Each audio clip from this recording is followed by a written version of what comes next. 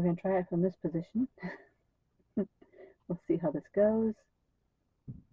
I just fed the cast to try and keep them from being disruptive, but we'll see. I don't know how long this is going to take to upload, if I even can get it to upload. By the time I get done recording this, we'll see. But today we will do the chapter 6 before the revision. I haven't written up the revision yet.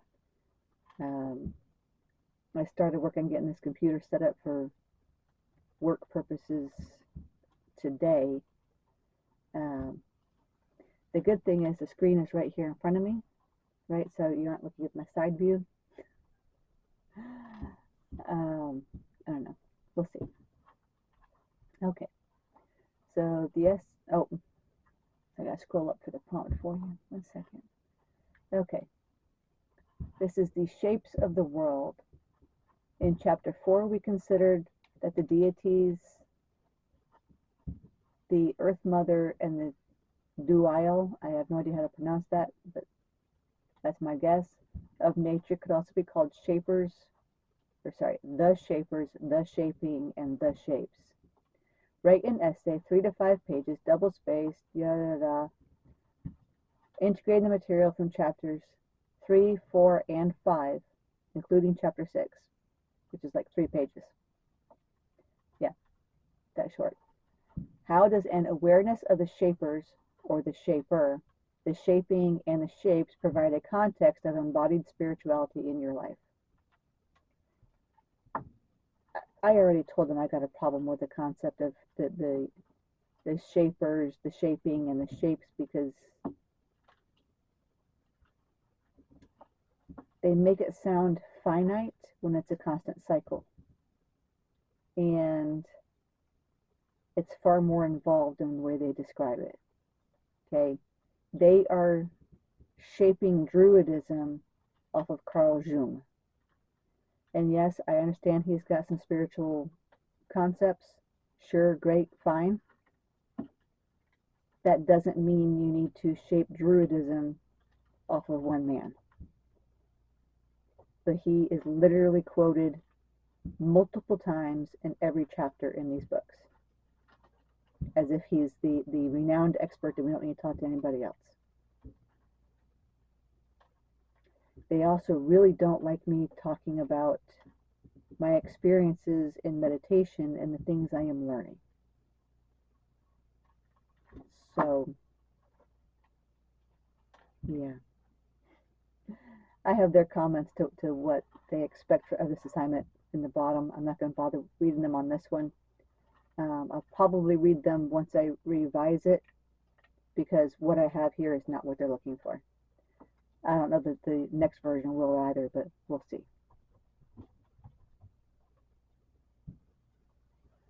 Before I get to the prompt prior to reading this book, I had not seen reference to 9 elements in any other text that remains to this day. I know there's some out there, but I haven't personally seen them. Okay. 9 elements are what I work with, so I found this rather interesting. And that's what chapter 6 was actually about. It was the different references to the number of elements that are out there and what those elements are. Which, yeah. What I learned over the years is that magic works because we believe it works. This is why there are so many conflicting methods. It is not, this is the only way, but this is my way. When we live in this dualistic realm, we tend to think everything is black and white, either right or wrong. This way of thinking must change if humanity is to have a future.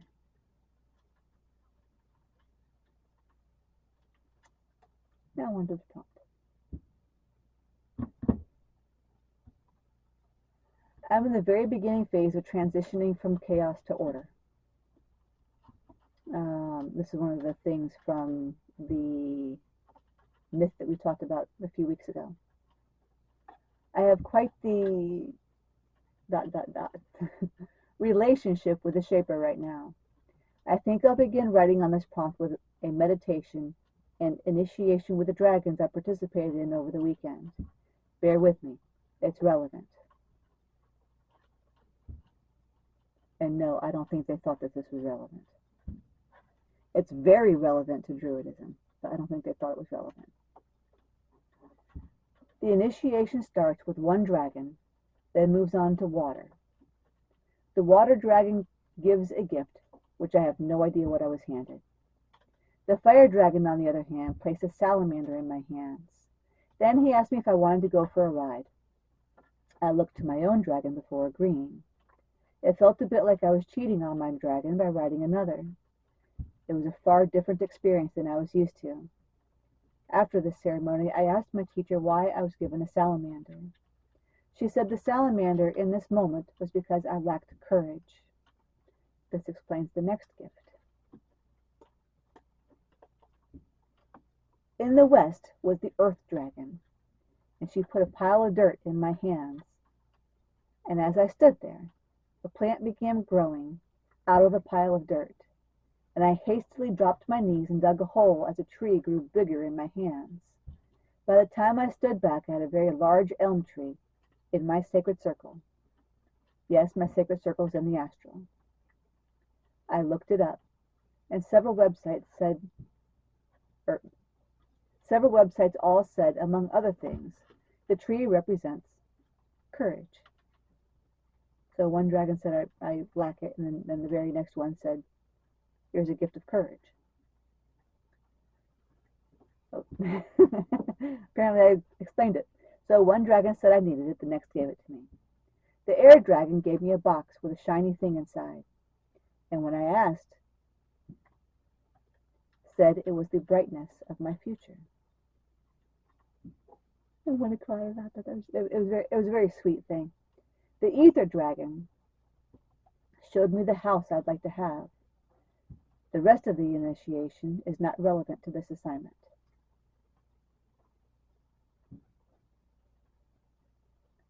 In order for things to manifest here in the physical plane, they must first manifest in the astral. The shaping of my future happened in this event over the weekend, which it's actually been happening for quite some time, but in their purview, this is the way they would see it.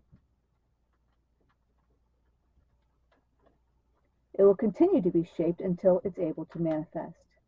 In this initiation, the dragons acted as a messenger from Earth Mother, that the change I need is coming. I was shown the shapes of what needs to happen to get to the bright future, and I know the shaping has already started. I just needed to grasp the courage to take what is mine and step into the unknown. And it's also called jumping off a cliff and not knowing if you're going to get caught or not. I also know the house I'll be going to is not the last move. This process will repeat itself, because the next place is just a stopgap until I have grown into the person I'm meant to be. The shaper, the shape, and the shaping are a constantly renewing process. We are all being reshaped in each new moment. Getting the future you have always desired is just a speck in all the transformation that transpires in the life of a person. And I think that's also where they have a hang-up, is that they don't want transformation, they want the triad. It doesn't have to be a triad, because we're heading to unity. Do we want to keep being divisive, or do we want to unite and become one again?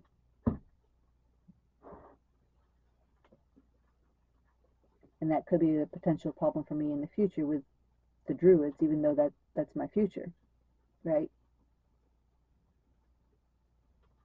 We all move as one.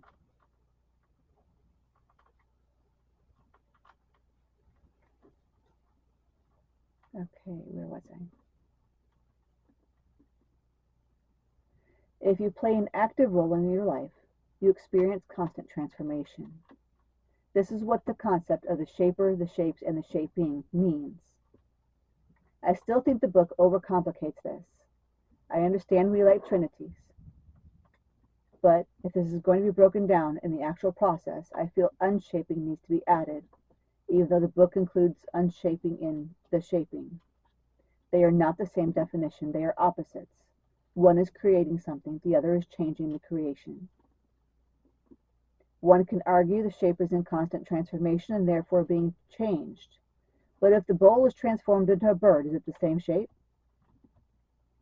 Or is that big of a change considered an unshaping and then a new shaping? I contend the bowl is no longer a bowl. It is a new shape, even though the same energy that created it was used to create the bird. Regardless if it's a trinity or quartet, the idea embodies the transformative idea that to embody spirituality is to constantly reshape, but you will still be human. The deeper into your spiritual embodiment, the more you will change how you interact with the world. This transformation pushes you to change everything about yourself that doesn't resonate with the future you are building for yourself. If you have been judgmental in the past, this transformation will take that from you, just as the characters in the story lacked that trait. The myth we talked about before.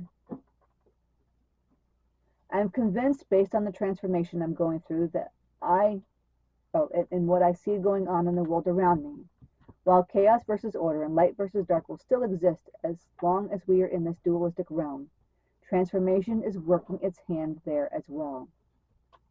The way these battles took place have also been constantly changing.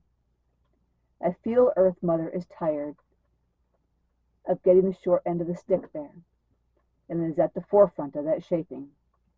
I think she is shaping us to be the tip of the spear, to show the others that the right ways to wage this battle, as she currently sees them. The ways that won't cause her any damage, the ways that restore the balance, she is sorely missing. That actually sounds incomplete when you read it out loud.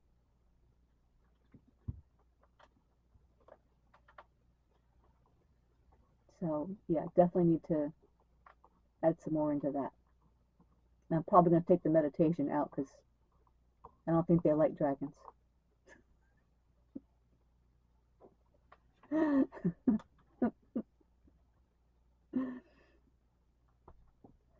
They haven't gone far enough back in their history, and they don't understand what they're reading in terms of from the viewpoint of the people who lived.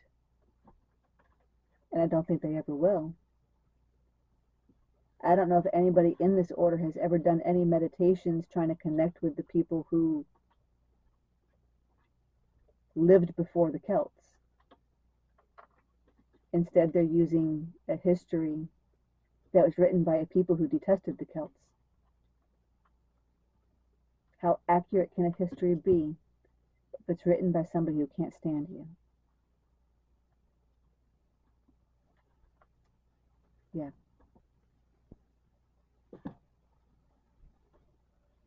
I did send the teacher, if you want to call him that, the person who looks at the assignments, a message, because he said that it seems like I'm bringing in too much of my preconceived notions, and had to inform him that I don't have preconceived notions.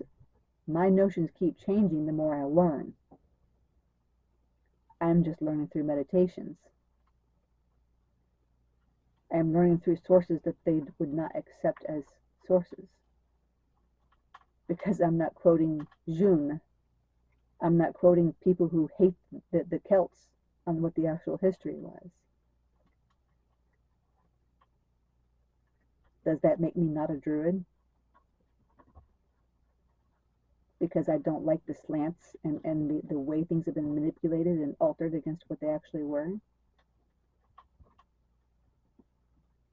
Does that make them less of a druid because they cling to that?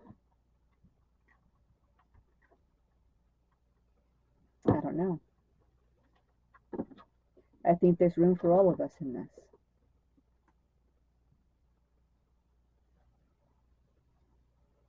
The question is, can everybody embrace that concept? Can everybody see and understand that the earth needs all of us now? I don't know.